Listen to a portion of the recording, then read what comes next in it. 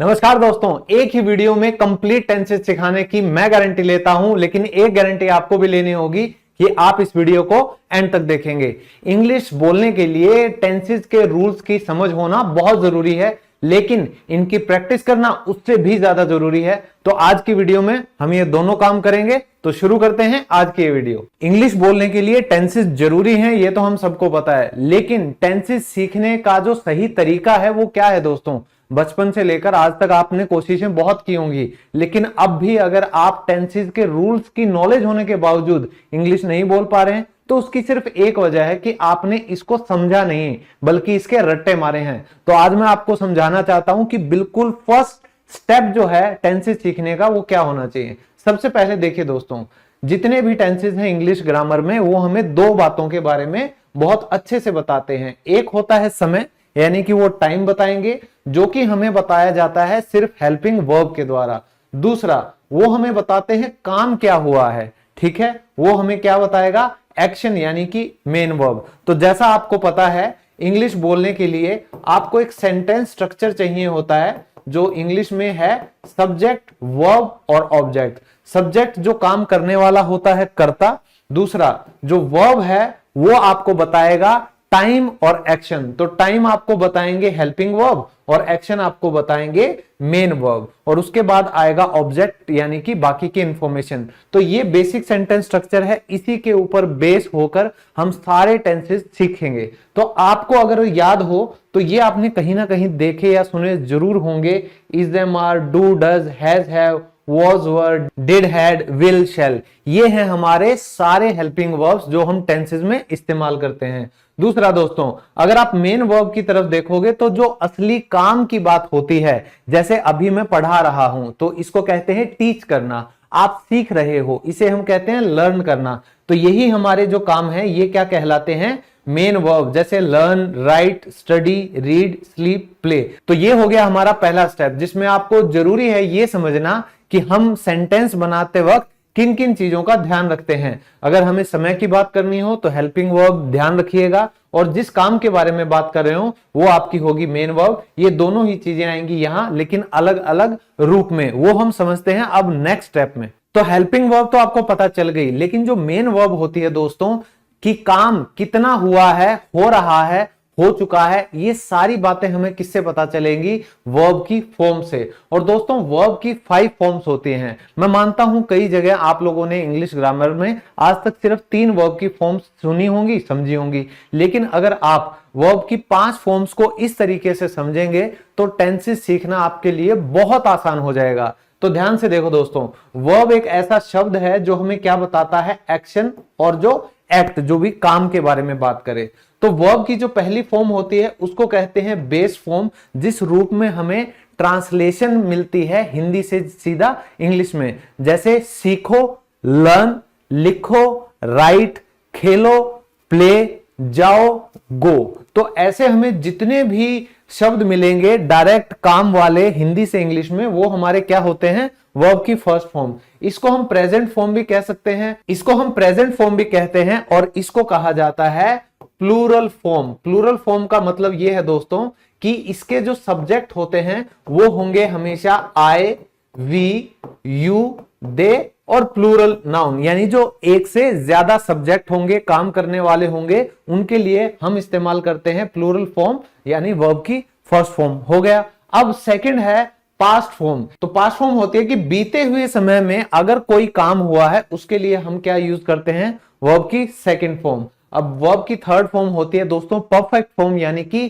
काम के कंप्लीट रूप के बारे में हम बात करें कि काम पूरा हो चुका है। तो पास्ट पार्टिसिपल फॉर्म इसको कहा जाता है। नाम याद रखने की बिल्कुल जरूरत नहीं, काम याद रखना जरूरी है। वर्ब की फोर्थ फॉर्म होती है दोस्तों प्रेजेंट पार्टिसिपल, यानी कि आईएनजी फॉर्म। फिर वर्ब की फिफ्थ फॉर्म होती है सिंगुलर फॉर्म ऑफ वर्ब। और क्योंकि मैंने सिंगुलर बोल दिया तो आप यहां पे समझ जाइएगा कि जो सब्जेक्ट होते हैं ही, शी, इट, कोई नाम या एक कोई सिंगुलर नाउन, उसके लिए हम इस्तेमाल करेंगे इस सिंगुलर फॉर्म का। अब एग्जांपल से समझिए कि अलग अलग आप कैसे याद रखोगे।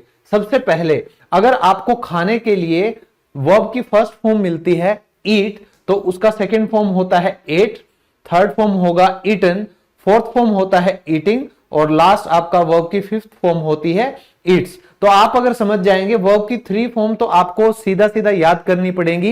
ईट, ate, eaten, teach, taught, taught, play, played, played, go, went, gone, write, wrote, written, इस तरीके से। लेकिन जो फोर्थ और फिफ्थ फॉर्म है उसको आप आसानी से याद कर सकते हो कि वर्ब की फोर्थ फॉर्म होती है आईएनजी फॉर्म। तो जो भी आपकी वर्ब की फर्स्ट फॉर्म होती है उसके साथ आईएनजी लगाएंगे तो आपका वर्ब का फोर्थ फॉर्म मिलेगा। और इसी के साथ आप एस या ईएस फॉर्म लगा देंगे तो ये क्या बन जाएगा, वर्ब की फिफ्थ फॉर्म, जो कि सिंगुलर सब्जेक्ट के साथ आएगा। और इसको प्रैक्टिस करने के लिए अब हम करते हैं वर्ब के 5 फॉर्म्स की टेबल। तो जैसा मैंने कहा था सीधा सीधा ट्रांसलेशन जो आपको मिलेगा वो होगा वर्ब की फर्स्ट फॉर्म। तो पढ़ना यानी कि स्टडी, नाचना यानी कि डांस, मदद यानी कि हेल्प, चलना यानी कि वॉक, रोना यानी कि क्राई और मिलने जाना यानी कि विजिट। तो अब वर्ब की फर्स्ट, सेकंड, थर्ड फॉर्म तो ऑलमोस्ट आप लोगों को याद करनी ही पड़ेगी। और आप सोचोगे कि सर इंग्लिश बोलने के लिए कितनी वर्ब्स की जानकारी होना जरूरी है, तो मैं आपको कहना चाहता हूं कि वर्ब की कम से कम 500 फॉर्म्स तो आपको आनी ही चाहिए। और अगर आपको ये 500 फॉर्म्स की पीडीएफ चाहिए तो आप मेरी एप्लीकेशन इंग्लिश लवर्स डाउनलोड कर सकते हैं। वहां आपको ये पीडीएफ बहुत ही नॉमिनल प्राइस में मिल जाएगा। तो आपकी इंग्लिश बोलने की जो पहली शुरुआत होनी चाहिए वो होनी चाहिए वर्ब की सारी 5 फॉर्म से।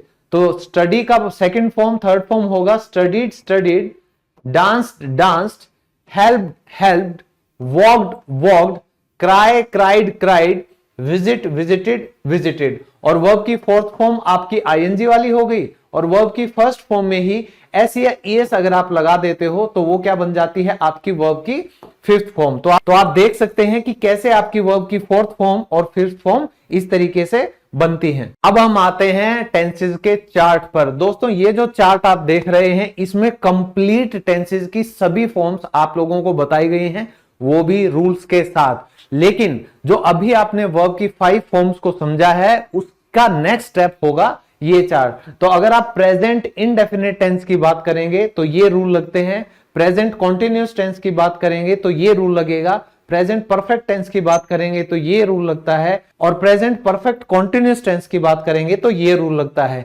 इसी तरह ये चारों फॉर्म्स पास्ट की और फ्यूचर की आप लोगों के लिए यहां लिखी हैं। तो इस चार्ट की मदद से आप बहुत सारे सेंटेंसेस सिर्फ इसी स्क्रीन पर खड़े होकर बना पाएंगे। और ये जो पूरी पीडीएफ है ये आपको फ्री ऑफ कॉस्ट में दे रहा हूं मेरे Telegram channel English lovers official पर, जिस पर 1,60,000 से ज्यादा आज की तारीख में हमारे स्टूडेंट जुड़े हुए हैं। आप भी जुड़ जाओ। जो भी मेरी YouTube की वीडियो होती है उसकी फ्री पीडीएफ में जस्ट वीडियो अपलोड होने के बाद मेरे टेलीग्राम चैनल पर आप सभी की प्रैक्टिस और रिवीजन के लिए मैं दे देता हूं। तो स्टार्ट करते हैं। सबसे पहली फॉर्म हमारी है दोस्तों प्रेजेंट टेंस में सिंपल प्रेजेंट, या आप इसको प्रेजेंट इंडेफिनिट टेंस भी कहते हैं। तो इसका रूल है कि सब्जेक्ट के साथ या तो वर्ब की फर्स्ट फॉर्म आती है या वर्ब की फिफ्थ फॉर्म आती है। आपको जैसा मैंने बताया अगर तो हमारे सब्जेक्ट होंगे आई, वी, यू, दे या प्लूरल नाउन तो उनके साथ आएगी प्लूरल फॉर्म ऑफ वर्ब, तो उनके साथ आएगी वर्ब की फर्स्ट फॉर्म। अब बात करेंगे ही, शी, इट कोई नाम या सिंगुलर नाउन एक वचन सब्जेक्ट के बारे में तो उनके साथ आएगी वर्ब की फिफ्थ फॉर्म जो कि एस या ईएस वाली होती है। तो जैसे मैं अगर कहूं कि मैं पिज्जा खाता हूं, आई ईट पिज्जा, और अगर मैं कहता हूं वह पिज्जा खाता है तो यह बन जाएगा ही ईट्स पिज्जा। तो आप ऐसे ही सब्जेक्ट बदल के अपनी प्रैक्टिस कर सकते हैं। दूसरा, आप अगर इसी का नेगेटिव सेंटेंस बनाओगे तो पिक्चर में आते हैं डू और डज। तो इसमें भी हमारा क्या होगा, डू है हमारी वर्ब की फर्स्ट फॉर्म और डज है हमारी वर्ब की फिफ्थ फॉर्म। तो क्योंकि एस या ईएस लग गया डू के साथ, वही बन गया हमारा डज। तो डज किसके साथ आएगा, ही, शी, इट, या कोई नाम हो या सिंगुलर नाउन। बिल्कुल सही। तो मैं पिज्जा नहीं खाता हूं, I do not eat pizza, और वह पिज्जा नहीं खाता है, he does not eat pizza. तो अगर आप इस तरीके से सब्जेक्ट बदल के अपनी प्रैक्टिस करेंगे तो आपको सारे रूल्स क्लियर हो जाएंगे। फिर अगर आप सवाल पूछते हो क्या मैं पिज्जा खाता हूं तो ये क्या बनेगा, डू आई ईट पिज्जा। और अगर मैं कहूं कि क्या वह पिज्जा खाता है तो क्या बनेगा, डज ही ईट पिज्जा। तो ये हो गया हमारा सिंपल प्रेजेंट टेंस। अब है हमारा सिंपल पास्ट टेंस। इसमें सिंपल रूल है कि सभी सब्जेक्ट के साथ वर्ब की सेकंड फॉर्म आएगी, फिर आपका ऑब्जेक्ट आएगा। तो अगर आप कहते हैं मैंने पिज्जा खाया था, आई एट पिज्जा, अगर आप कहते हो उसने पिज्जा खाया था, ही एट पिज्जा, आप कहते हो उस लड़की ने पिज्जा खाया था, आप कहोगे शी एट पिज्जा। यानी सब्जेक्ट के हिसाब से कोई भी वर्ब नहीं बदलेगी, वर्ब की सेकंड फॉर्म आएगी। लेकिन अब जब हम इसका नेगेटिव सेंटेंस बनाएंगे तो डू और डज जैसे प्रेजेंट में आते हैं, तो डू का ही जो सेकंड फॉर्म ऑफ वर्ब है वो है डिड। तो सभी सब्जेक्ट्स के साथ सिंपल पास्ट के नेगेटिव सेंटेंसेस में क्या आएगा, डिड। तो मैंने पिज्जा नहीं खाया था, I did not eat pizza. तुमने पिज्जा नहीं खाया था, you did not eat pizza. उन्होंने पिज्जा नहीं खाया था, they did not eat pizza. और रवि ने पिज्जा नहीं खाया था, Ravi did not eat pizza. ठीक है दोस्तों, इसी तरीके से जब आप सवाल पूछेंगे तो भी हमें हेल्पिंग वर्ब की जरूरत पड़ेगी। तो क्योंकि हमारा हेल्पिंग वर्ब सिंपल पास्ट का होता है डिड, तो ये आ जाएगा सबसे पहले, क्या मैंने पिज्जा खाया था, डिड आई ईट पिज्जा। क्या तुमने पिज्जा खाया था, इसका जवाब कमेंट में लिखिएगा। नेक्स्ट है हमारा सिंपल फ्यूचर टेंस। तो दोस्तों जैसा कि आप देख रहे हैं, सब्जेक्ट के साथ आप हर सब्जेक्ट के साथ विल लगाओगे। अगर आप में से कोई कंफ्यूज हो रहा हो कि सर मैंने तो ये भी देखा है इंग्लिश ग्रामर की किताबों में कि शैल भी लगता है, बिल्कुल सही देखा है आपने। लेकिन मॉडर्न इंग्लिश में आज के दिन फ्यूचर टेंस की बात करें तो सब्जेक्ट के साथ, हर सब्जेक्ट के साथ आप विल लगाएंगे और फिर वर्ब की फर्स्ट फॉर्म। तो मैं पिज्जा खाऊंगा, आई विल ईट पिज्जा। तुम पिज्जा खाओगे, यू विल ईट पिज्जा। हम पिज्जा खाएंगे, वी विल ईट पिज्जा। और मैं पिज्जा नहीं खाऊंगा तो ये बन जाएगा I will not eat pizza. और दोस्तों अगर स्पोकन इंग्लिश में आप विल नॉट की शॉर्ट फॉर्म बोलना चाहें तो आप कह सकते हैं आई वॉन्ट ईट पिज्जा। मैं दिल्ली नहीं जाऊंगा, I won't go to Delhi. वह विदेश नहीं जाएगा, ही वॉन्ट गो अब्रॉड। तो लास्ट इसका है इंटेरोगेटिव फॉर्म, क्या मैं पिज्जा खाऊंगा। यहां पे जो ये आप शैल देख रहे हैं, यही वो एक कंडीशन है जहां पर आई और वी सब्जेक्ट होने पर आप सिर्फ क्या लगाएंगे, शैल लगाएंगे। तो अगर मैं कहूं यहां पर कि क्या हम पिज्जा खाएंगे, ये बन जाएगा शैल वी ईट पिज्जा। लेकिन अगर मैं यहां पे कहूं कि क्या वह पिज्जा खाएगा, तो ये बन जाएगा विल ही ईट पिज्जा। तो ये आप चीजें अगर याद रखेंगे, सिर्फ दो ही केसेस हैं जहां पे शैल आएगा। तो यहां अगर आपको शैल लगाना है तो उसके लिए आपके सब्जेक्ट होने चाहिए या तो आई या वी। बस ये एक ही कंडीशन है, इसके अलावा कोई भी ऐसी कंडीशन नहीं है। तो सिंपल प्रेजेंट, सिंपल पास्ट और सिंपल फ्यूचर के बाद अब हम करते हैं सेकंड फॉर्म, जो कि है कॉन्टिन्यूस टेंस की फॉर्म। दोस्तों जैसा आप देख रहे हैं, कॉन्टिन्यू होना यानी कि लगातार होना। जैसे अभी भी ये क्या हो रहा है, कुछ चीजें कंटिन्यू हो रही हैं, मैं पढ़ा रहा हूं, आप सीख रहे हो। तो अगर ये काम चालू हालत में पास्ट में होता है तो उसको कहते हैं पास्ट कॉन्टिन्यूअस। अगर प्रेजेंट में होता है तो उसे कहते हैं प्रेजेंट कॉन्टिन्यूअस। और फ्यूचर में होता है तो उसे कहते हैं फ्यूचर कॉन्टिन्यूअस। और इसमें सबसे प्यारी बात क्या है कि प्रेजेंट में कहो, पास्ट में कहो या फ्यूचर में कहो, आपको सिर्फ और सिर्फ हेल्पिंग वर्ब्स बदलनी है। जो वर्ब की फॉर्म है वो इसमें आएगी आईएनजी वाली, यानी वर्ब की फोर्थ फॉर्म। तो जैसे मैं पिज्जा खा रहा हूं, आई एम ईटिंग पिज्जा। मैं पिज्जा खा रहा था, आई वॉज ईटिंग पिज्जा। और मैं पिज्जा खाऊंगा, I will be eating pizza. तो रूल आप देख सकते हैं, किसके साथ इज आएगा, किसके साथ एम आएगा, किसके साथ आर आएगा, ये आपको पता चल गया होगा कि ही शी इट, कोई नाम उसके साथ इज आता है, आई के साथ एम आता है,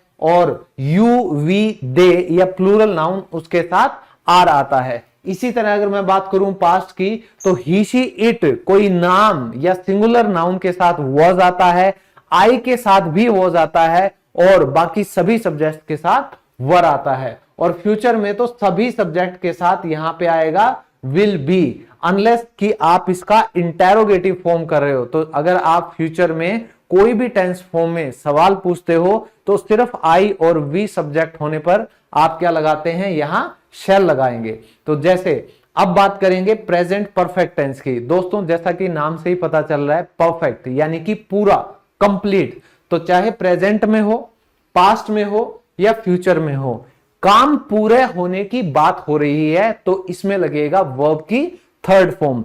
और हेल्पिंग वर्ब लगेंगे प्रेजेंट में हैज और हैव। तो ही शी इट किसी नाम, यानी इसको बोला जाता है थर्ड पर्सन सिंगुलर, इस ग्रुप के साथ आप लगाएंगे हैज, और आई वी यू दे, और प्लूरल नाउन के साथ लगेगा आपका हैव। बाकी वर्ब की थर्ड फॉर्म इसमें भी रहेगी, इसमें भी रहेगी और इसमें भी रहेगी। पास्ट में आपको सभी सब्जेक्ट के साथ सिर्फ हैड लगाना है और फ्यूचर में सभी सब्जेक्ट के साथ आपको लगाना है विल हैव, और इसमें शैल हैव नहीं लगेगा अनलेस कि आप किसी से सवाल पूछ रहे हो और सब्जेक्ट क्या है, आई और वी। बिल्कुल सही। तो आप ये एग्जाम्पल देखेंगे, भाई मैं पिज्जा खा चुका हूं, आई हैव ईटन पिज्जा, और वे रेस जीत चुके हैं, उसके लिए आप क्या कहोगे, they have won the race. और अगर मैं इसी में कहता हूं कि बच्चे सो चुके हैं, उसकी इंग्लिश क्या होगी, द चिल्ड्रन हैव स्लेप्ट। और अगर आप कहना चाहें कि वह खाना खा चुका है, तो उसके लिए आप कहेंगे ही हैज ईटन फूड। तो आपने देखा कि सब्जेक्ट के हिसाब से आप हैज और हैव चेंज करेंगे, उसके अलावा आपका रूल यही रहेगा। अब बात करें पास्ट परफेक्ट की, तो इसमें आपको ये नहीं सोचना, सभी सब्जेक्ट्स के साथ आप लगा देंगे हैड। तो मैं पिज्जा खा चुका था, आई हैड ईटन पिज्जा, वह खाना खा चुका था, ही हैड ईटन फूड, तुम घर जा चुके थे, यू हैड गॉन होम, और हम मैच जीत चुके थे, we had won the match. ठीक है। अब फ्यूचर परफेक्ट में आप क्या कहेंगे, मैं पिज्जा खा चुका होऊंगा भविष्य में किसी पॉइंट ऑफ टाइम पे, so I will have eaten pizza, और यहां आप कोई भी सब्जेक्ट लगाएं, हर सब्जेक्ट के साथ आपका सेम रूल रहेगा। और लास्ट फॉर्म है आपकी present perfect continuous, past perfect continuous और फ्यूचर परफेक्ट कॉन्टिन्यूअस। तो दोस्तों प्रेजेंट में जब आप किसी समय से कोई काम लगातार किए जा रहे हो तो आप लगाएंगे प्रेजेंट परफेक्ट कॉन्टिन्यूअस, और पास्ट परफेक्ट कॉन्टिन्यूअस में आप बीते हुए समय में कोई काम लगातार किए जा रहे थे किसी और समय यानी टाइमलाइन तक पास्ट में ही, तो ये टेंस लगेगा। और भविष्य में अगर कोई काम आप लगातार किए जा रहे होगे किसी एक टाइम तक, तो आप लगाओगे फ्यूचर परफेक्ट कॉन्टिन्यूअस टेंस। तो अगर आप रूल देखें तो इसमें हैज हैव के साथ बीन लगेगा, और वर्ब की फोर्थ फॉर्म क्योंकि कॉन्टिन्यूअस है तो आईएनजी।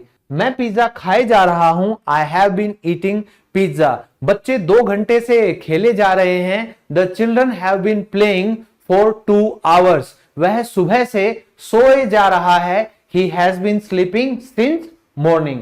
अब इसी का आप नेक्स्ट सेंटेंस करो कि वह मेरा इंतजार किए जा रहा है, he has been waiting for me. तो अब करेंगे हम पास्ट परफेक्ट कॉन्टिन्यूअस। तो हैड बीन आ जाएगा इसमें हैज और हैव की जगह। मैं पिज्जा खाए जा रहा था, I had been eating pizza, वह मेरा इंतजार किए जा रहा था, he had been waiting for me. इसी तरह फ्यूचर की बात करें तो विल हैव बीन के साथ वर्ब की फोर्थ फॉर्म, मैं पिज्जा खाए जा रहा होऊंगा, I will have been eating pizza, और वह मेरा इंतजार किए जा रहा होगा, he will have been waiting for me. और इंग्लिश सीखने के लिए आप लोगों को और इंतजार ना करना पड़े तो मेरे पास है आप सभी के लिए लाइव क्लासेस की रिकॉर्डिंग्स वाला कोर्स, और लाइव क्लासेस जो अब भी चल रही हैं स्टिल आप वो क्लासेस ज्वाइन कर सकते हो। तो 40 क्लासेस का जो ये बैच है हमारा आरंभ बैच, जो कि 16 दिसंबर को स्टार्ट हुआ था, मंडे टू फ्राइडे रात को 8 बजे, इसकी 8 क्लासेस हो चुकी हैं। आने वाली स्टिल 30+ क्लासेस आप ज्वाइन कर सकते हो और अपनी नए साल में अंग्रेजी सीखने की जो आपकी इच्छा है उसको आप पूरा कर सकते हो। तो ये कोर्स मैंने आप लोगों के लिए डिस्काउंट कर दिया है। अब ये कोर्स आपको पड़ेगा सिर्फ 1499 का, और दोस्तों 1000 से ज्यादा रुपए के पीडीएफ इसमें ई बुक्स के रूप में मैं आप लोगों को दे रहा हूं, जिसमें टेंसेस से लेकर पार्ट्स ऑफ स्पीच से लेकर 0 level to hero level English का कंप्लीट स्टडी मटेरियल आपको यहां मिलने वाला है। और इस कोर्स की मेन हाईलाइट है कि आपको इंडस्ट्री एक्सपर्ट के द्वारा ईमेल कैसे लिखी जाती है, बिजनेस कम्युनिकेशन कैसे की जाती है, इंटरव्यू में अपने आप को कैसे प्रेजेंट किया जाता है, जो सवाल जवाब होते हैं वो कैसे आप उनमें अच्छा परफॉर्म कर सकते हैं, और अपना बायोडाटा यानी कि रिज्यूम कैसे प्रिपेयर कर सकते हैं, इन सभी की आपको स्पेशल और एक्सक्लूसिव क्लासेस दी जाएंगी। तो जल्दी से आप ये आरंभ बैच ज्वाइन कर सकते हैं। और अगर आप मेरी लाइव क्लासेस की रिकॉर्डेड वीडियोस के साथ अपनी इंग्लिश को इंप्रूव करना चाहें तो आपके लिए नए साल पे डिस्काउंट किया गया है। ये कोर्स आपको सिर्फ 799 में मिलेगा, जिसमें आपको 30+ लाइव स्पोकन इंग्लिश क्लासेस, वो भी कंप्लीट पीडीएफ स्टडी मटेरियल के साथ ई बुक्स के रूप में यहां पर मिलने वाला है। तो इन सब के लिए आपको मेरी एप्लीकेशन डाउनलोड करनी है English lovers Google Play Store से, और iPhone users English lovers by Satendra sir नाम से एप्लीकेशन डाउनलोड करें, और वहां पे आप मेरे कोई भी इनमें से कोर्सेज ज्वाइन कर सकते हैं। इनके अलावा भी बहुत से कोर्सेज हैं जैसे एक 25+ PDF का स्पेशल कोर्स आप सबके लिए है, उसके बाहर कोई भी इंग्लिश का स्टडी मटेरियल स्पोकन इंग्लिश के लिए आपको ढूंढने की जरूरत नहीं पड़ेगी। और बोनस के रूप में उसमें 16 आवर्स की स्पोकन इंग्लिश की लिसनिंग प्रैक्टिस भी आपको दी जा रही है, जिसमें आपको डेली यूज के इंग्लिश सेंटेंसेस मेरी आवाज में ऑडियो फाइल के रूप में मिल जाएंगे। तो आप इन 2 नंबर्स पर कॉल या व्हाट्सएप भी कर सकते हैं अपने आप को एनरोल करने के लिए। जल्दी से नए साल के इस ऑफर का फायदा उठाइए और मिलते हैं आप सभी से इन क्लासेस के द्वारा। और जाने से पहले हम प्रैक्टिस करना कैसे भूल सकते हैं, तो ये 10 सेंटेंसेस हैं। आप जल्दी से इस वीडियो को पॉज करके अपने सेंटेंसेस लिख दीजिए और फिर मेरे साथ आप अपने आंसर्स को मैच कर सकते हैं। तो शुरू करते हैं। वह मुझसे लड़ाई करेगा, ही विल, लड़ाई करने की इंग्लिश होती है फाइट, और मेरे साथ यानी कि विद मी, तो he will fight with me. कल बारिश हुई थी, तो सिंपल आप कह सकते हैं इट रेन्ड येस्टरडे।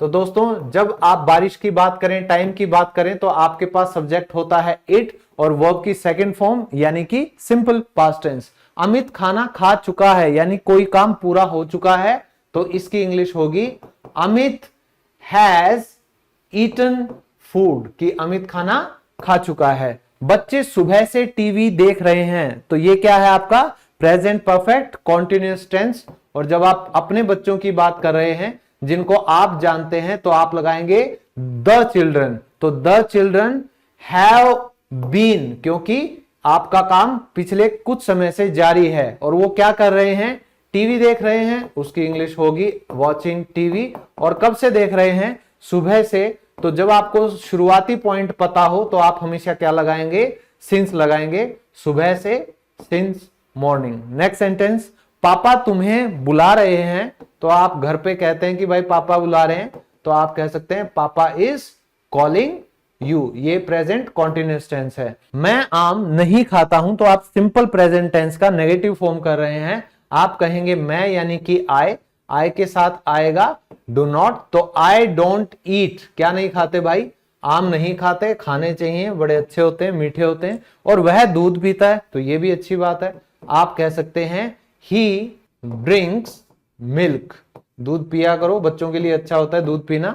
लड़के पतंग उड़ा रहे हैं यानी कि कोई काम प्रेजेंट में हो रहा है, तो आप क्या कहेंगे, द बॉयज। दोस्तों द आप इसलिए लगाएंगे क्योंकि आपको पता है कौन से लड़के पतंग उड़ा रहे हैं, ना कि पूरी दुनिया के, तो आप कहोगे द बॉयज आर, और पतंग उड़ाने की इंग्लिश क्या होती है, flying kites, so the boys are flying kites. और क्या तुम मेरे घर आओगे, ये क्वेश्चन मार्क होना चाहिए यहां पर, क्या तुम मेरे घर आओगे यानी फ्यूचर की बात है, तो आप कहोगे will you come to my house. तो दोस्तों अगर मैं यहां पर कहना चाहूं कि क्या हम तुम्हारे घर आएंगे, तो ये क्या बनेगा, shall we come to your house. और लास्ट है हमारा, मैं अंग्रेजी बोलूंगा। और मैं उम्मीद करता हूं आज की ये वीडियो देखने के बाद आप सब प्रैक्टिस जरूर करेंगे। अलग अलग मेन वर्ब्स को लेकर अगर आप सेंटेंसेस बनाओगे, तो आप एक काम कर सकते हैं, आप 50 से लेके 100 वर्ब्स लीजिए और उनके सब्जेक्ट चेंज करते रहिए, और सभी फॉर्म्स अगर आप बनाएंगे तो 1000 से ज्यादा सेंटेंसेस आप बना सकते हैं इन टेंसेस के रूल्स के थ्रू। तो मैं अंग्रेजी बोलूंगा, आप 100% श्योर हैं, तो आप कहते हैं कि आई विल स्पीक, अंग्रेजी बोलूंगा तो आई विल स्पीक इंग्लिश। और मेरा कोई भी स्पोकन इंग्लिश कोर्स ज्वाइन करने के लिए मेरी एप्लीकेशन इंग्लिश लवर्स आप डाउनलोड कर सकते हैं गूगल प्ले स्टोर से। तो दोस्तों मिलते हैं आप सभी से अगली वीडियो में, तब तक के लिए all the best and keep learning.